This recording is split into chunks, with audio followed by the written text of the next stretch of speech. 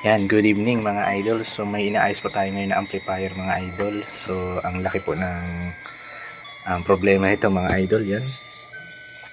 So kinakalawang nito mga idol itong audio control board po niya.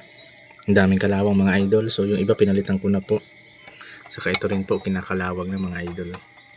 Yan. So kailangan palitan lahat mga idol kasi pag di mo pinalitan yung mga piyesang na kinalawang na hahawa-hawa yan mga idol.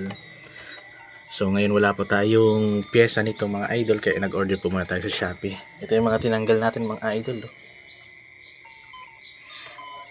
Ayan, grabe ng kalawang mga idol. Palitan yung lahat ng mga piyesa mga idol kasi kinalawang nga po talaga siya lahat. Mahirap mga idol pero kailangan natin tiyagain mga idol. Hopefully na pag napalitan natin lahat gumanda na yung kanyang tunog kasi medyo basag-basag po yung tunog niya saka yung mic. So yan, inaayos po natin. So advice ko pala sa inyo mga idol, kung may mga gamit po kayo na amplifier saka mga DVD, painitin nyo po ito mga idol kahit isang oras lang araw-araw mga idol para hindi matulad nito mga idol na nangalawang yung mga piyesa niya.